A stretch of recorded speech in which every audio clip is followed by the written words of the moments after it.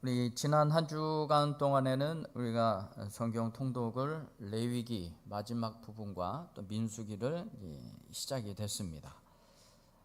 우리 레위기의 마지막 부분을 놓고 또 우리 말씀을 잠시 나누어 보고자 합니다. 이 레위기 26장은요 실제적인 결론의 말씀입니다. 실제적인 이 결론의 말씀의 핵심은 언약의 말씀, 하나님이 말씀하신 것을 잘 지키면 복이 있을 것이다. 지금 그동안은 레위기의 제사에 관련된 법, 그 제사에 관련된 법의 핵심은 내가 하나님께 가까이 나가느냐 나가지 못하느냐 이 문제인 거예요. 내가 하나님께 가지 못하면 복이 임하지 않아요. 그러니까 하나님께 가까이 나갈 수 있도록 내 부정한 것을 다 제하여 버려야 돼요. 죄가 있으면 하나님께 가까이 못 가잖아요. 그래서 내가 어떻게 정결하게 하고 거룩하게 해야 하나님 앞에 나가서 복을 받을 것인가? 그것에 대한 규례를 써놓은 것이 레위기의 말씀이고요. 특별히 11장부터서는 먹는 것, 입는 것까지도 하나님께서 거룩하게 구별하여 하나님 앞에 가까이 나가는 것이 막히지 않도록, 하나님의 은혜의 보좌 그 중심으로 나가는 것이 내 삶에 막히지 않도록 하나님이 모든 것을 우리에게 말씀해 주셨어요. 그래서 그 하나님 앞에 나가는 자가 복이 있고 그 말씀을 지키는 자가 복이 있을 것으로 말씀하고 있습니다. 그런데 이 언약을 빗나가면, 거룩하지 못하면 그것에 따른 멸망과 불순종할 시에 당하게 될 형벌에 관해서 레위기 26장은 말씀하고 있습니다. 그래서 먼저 3절에서부터 5절까지 읽어보면, 너희가 내 규례와 계명을 준행하면 내가 너희에게 철 따라 비를 주리니 땅은 그 산물을 내고 밭의 나무는 열매를 맺으리라. 말씀만 잘 들으면 하나님께서 열매를 맺게 해주시는 거예요. 너희의 타작, 이 타작은 보리, 밀 타작이 5월, 6월 정도에 시작이 됩니다. 그런데 뭐 타작 인류 주면 보통 끝나나요? 그런데 그 타작은 포도 딸 때까지 미치며, 포도는 8월에 땁니다. 그러면 이 타작할 것이 얼마나 많다는 겁니까? 그리고 너희의 포도 따는 것은 이 8월에 딸 그 포도가 파종할 때까지, 그 다음 파종은 약 11월에 합니다. 그럼 8월부터 11월까지 포도 따는 거예요. 저는 지겨워서 못할 것 같아요. 그 정도로 하나님이 복을 주신다. 그리고 너희가 음식을 배불리 먹고 너희 땅에서 안전하게 거주할 것이라. 이것이 하나님의 말씀을 듣고 순종하여 가까이 하는 자에게 주시는 축복의 내용입니다. 그러나 하나님의 말씀을 청종하지 아니할 때 어떤 일이 벌어지느냐? 14절, 그러나 너희가 내게 청종하지 아니하여 이 모든 명령을 준행하지 아니하면 하나님께서 그때마다 단계에 따른 형벌을 주십니다. 불순종할 때에. 거기서 돌이켜 회개하면 좋으련만, 그렇지 않을 때는 하나님께서 그 징벌을 7배씩 가중시켜 가십니다. 그래서 18절의 말씀을 보시게 되면, 또 만일 너희가 그렇게까지 되어도 죄를 하나님이 징벌을 했을 때 그렇게까지 되어도 내게 청종하지 아니하면 너희의 죄로 말미암아 내가 너희를 7배나 더 징벌하리라.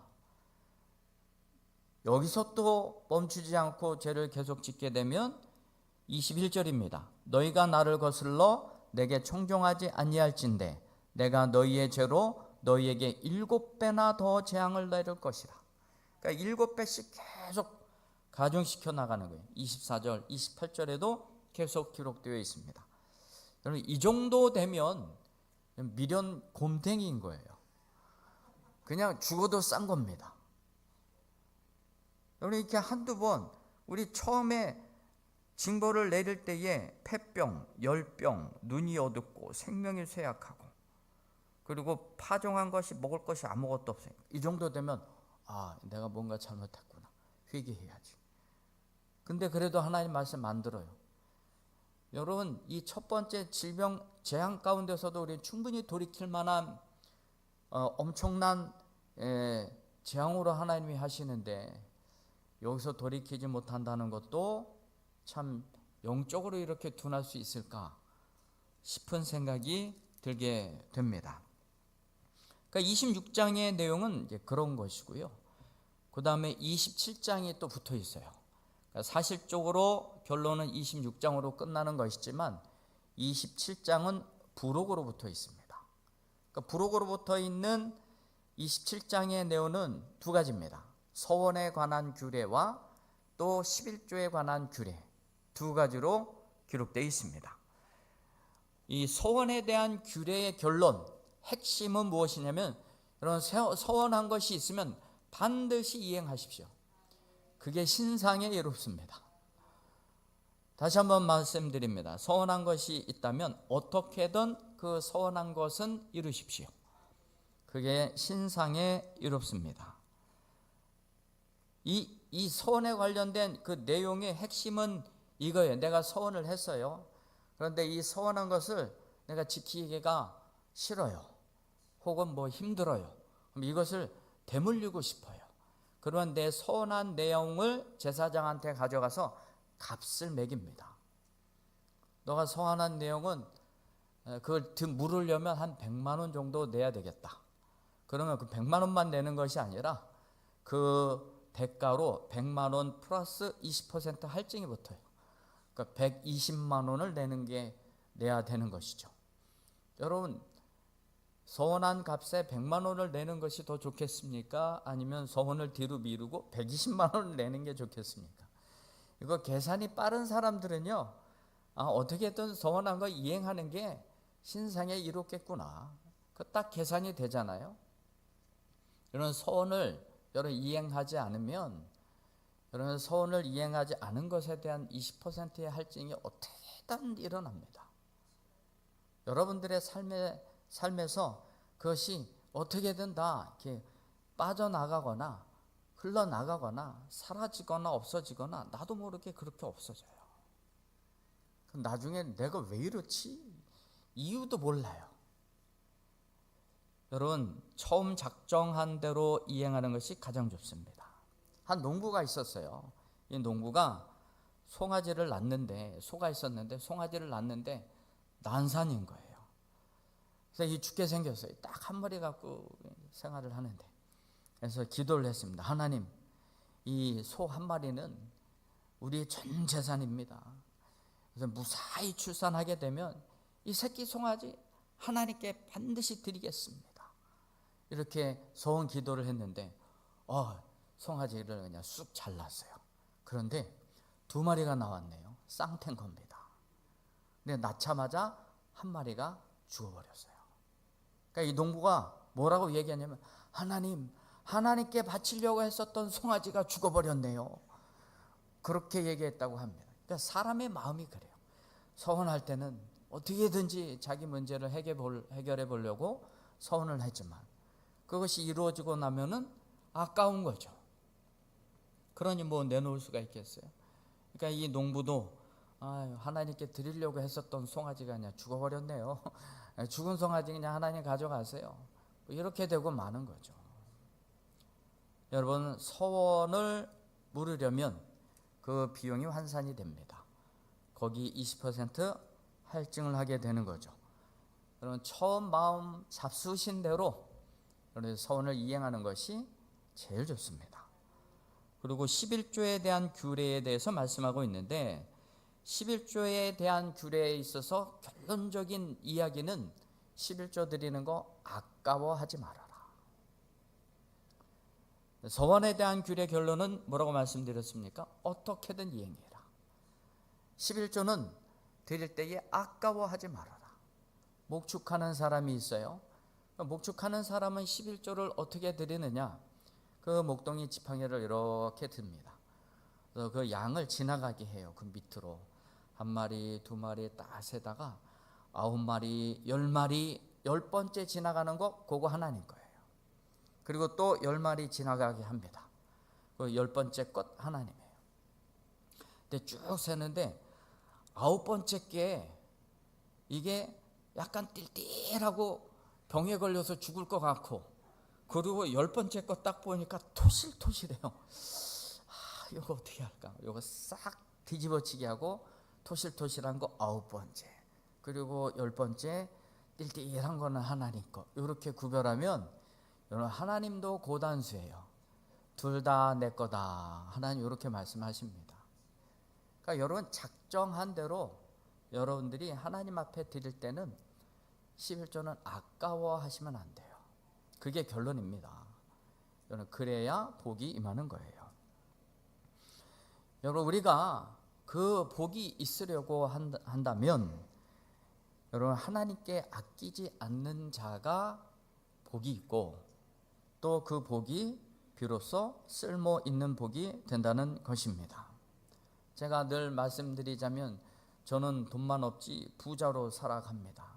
그러니까 하나님께서 채워주세요. 그러니까 마음도 부유하고 훈훈합니다.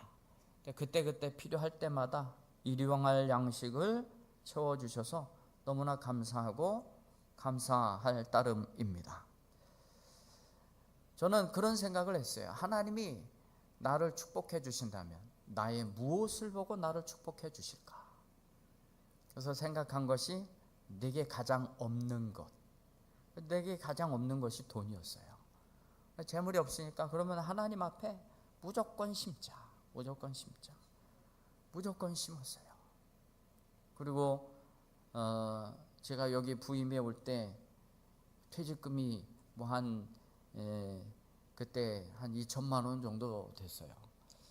근데 우리 집사람은 그걸 가지고 온갖 그동안 이사 다닐 때마다 동네에서 가구니 뭐니 이거 다 주워다 썼거든요. 산 것이 없었어요. 다 주워다 썼습니다. 그래서 이번에는 여보 우리 살림살이 좀 한번 바꿔봅시다. 그러니까 여기 와서 이제 살림살이를 바꾸려고 했는데 교회가 빚이 뭐 한 23억이래나 23억이 4억이래나 그래요. 그래서 여보 우리 교회 빚도 많은데 이거 건축헌금 합시다. 우리 집사람이 다 똑같은 눈물을 뚝뚝 흘리는 거예요. 내 팔자에 무슨 살림을 바꿔 그래가면서요. 우리 팔자에는요 가구 바꿀 팔자도 안 되는 거예요. 근데 그거를 드렸더니만 그 이후로 하나님이 집안의 살림을 그냥 다 싹 다 바꿔서 채워주셨어요.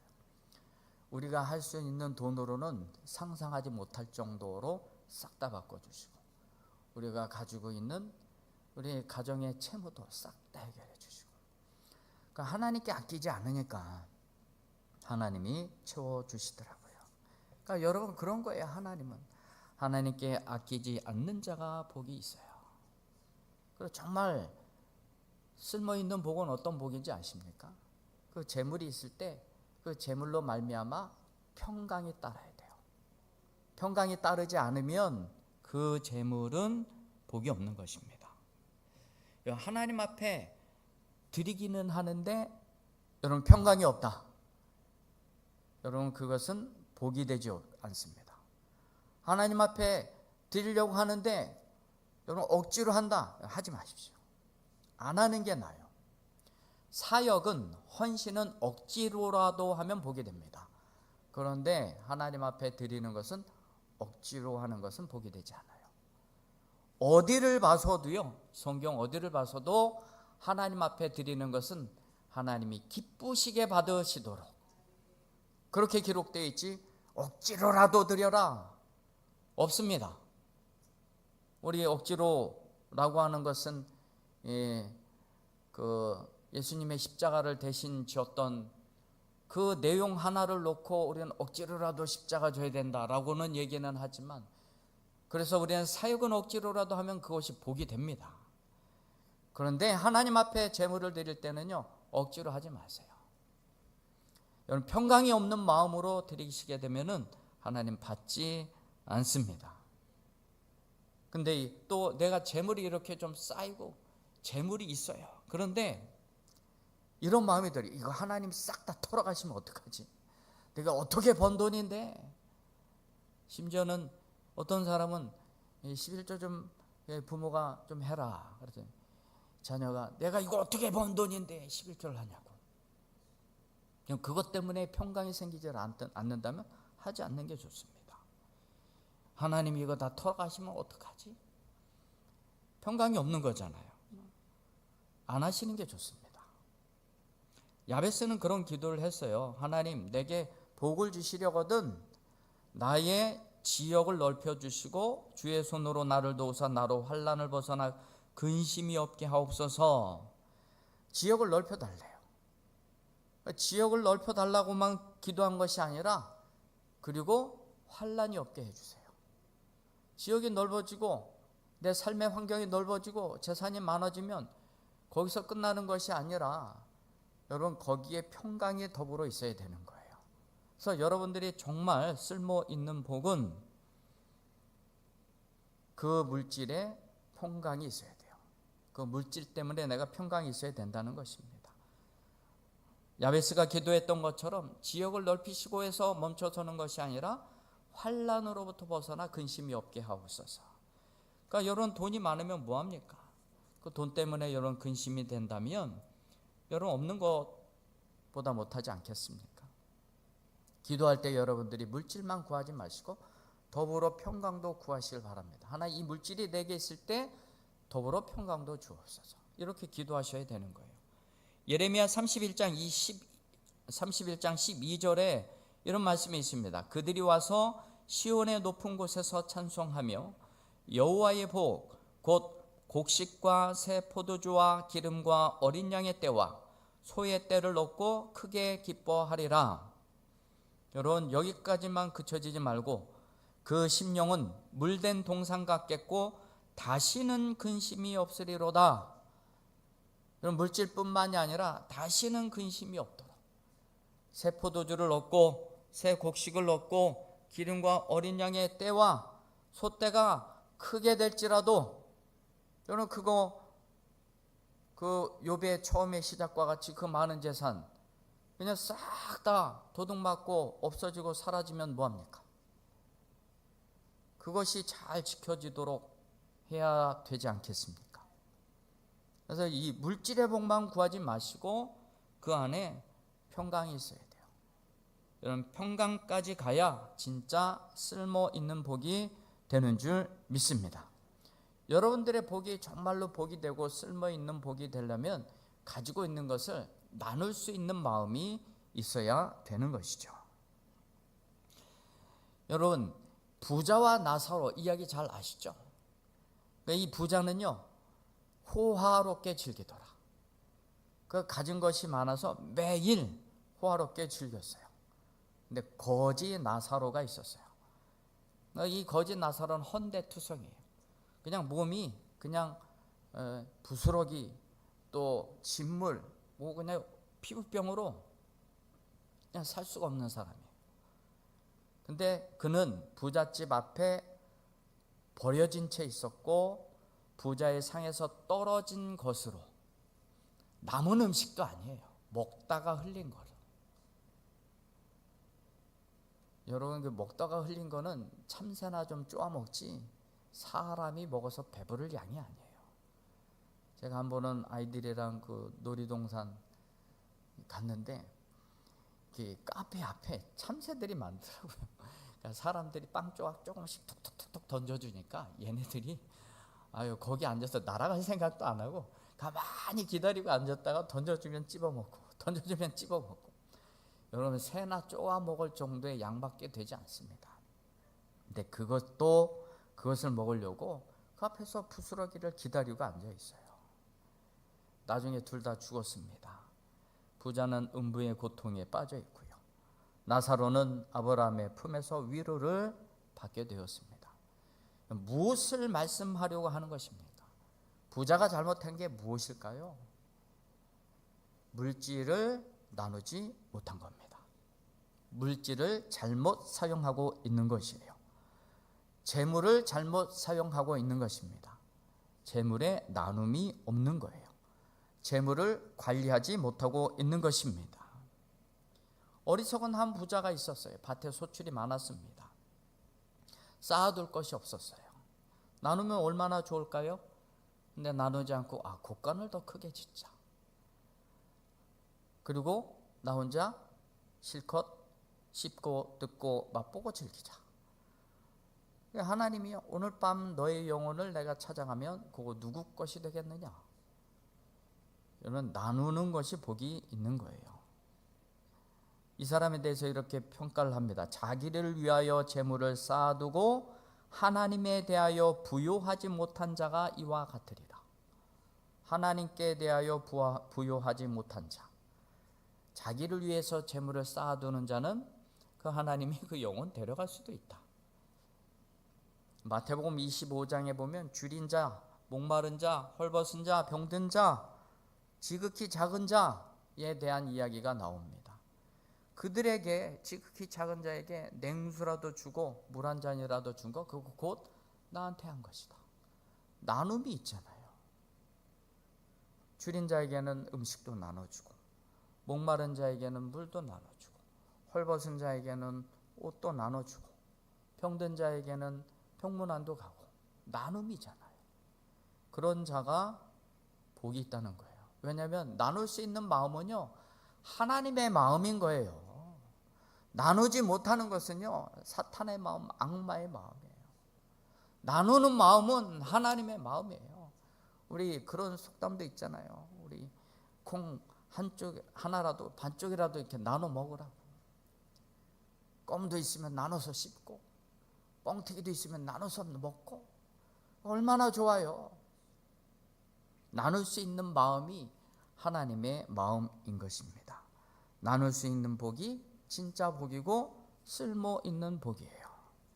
하나님께 아끼지 않는 자는 복이 있습니다. 여러분, 그 돈의 평강이 따라야 진짜 축복입니다. 돈 때문에 환난이나 근심이 생기지 않도록 평강도 더불어 구하셔야 됩니다. 여러분, 돈에 대한 근심, 걱정, 염려 없으려면 여러분 삶에 돈이 없는 셈 쳐야 돼요. 없는 셈 치고 우리는 어떻게 살아가야 되나요? 하나님의 도우심을 바라는 거예요. 그때그때 채워주시는 하나님의 은혜가 있는 거예요. 왜 예수님께서 마태복음 6장 34절에 그러므로 내일 일을 위하여 염려하지 말라. 내일 일은 내일이 염려할 것이요 한날 괴로움은 그날의 족하니라. 내일의 염려, 이 염려는 내 몫이 아니에요. 하나님의 몫인 거예요. 하나님은 그날 우리를 책임져 주신다는 것입니다. 그것을 믿고 없는 셈 치고 있으면 나누고, 이것이 축복인 겁니다. 사랑은 참으로 나누는 것, 나누는 것, 나누는 것. 복음성가도 있잖아요. 사랑은 버리는 것, 더 가지지 않는 것. 이상하다 동전하니 움켜잡으면 없어지고 쓰고 빌려주면 풍성해져 땅 위에서 가득하게 되네. 요거 복음성가 아시죠? 요거 아시는 분은 연식이 딱 나와요. 아마 50대, 40대, 50대, 60대는 다 알 거예요. 여러분들이 가지고 있는 복이 참으로 쓸모있는 복이 되기를 소망합니다. 평강이 따르기를 원하고, 또 있으면 함께 반쪽이라도, 콩 한 쪽이라도 나누시고 그날 책임져 주실 것을 믿으면 저와 같이 되는 거예요. 어떻게 해요? 돈은 많아 보이는데 그러니까 돈은 없는데 부자처럼 보이는 거, 이렇게 되는 거예요. 여러분들도 돈은 없는데 부자로 살아갈 수 있게 되기를 주님의 이름으로 축원드립니다. 기도하겠습니다. 우리 말씀 붙들고 우리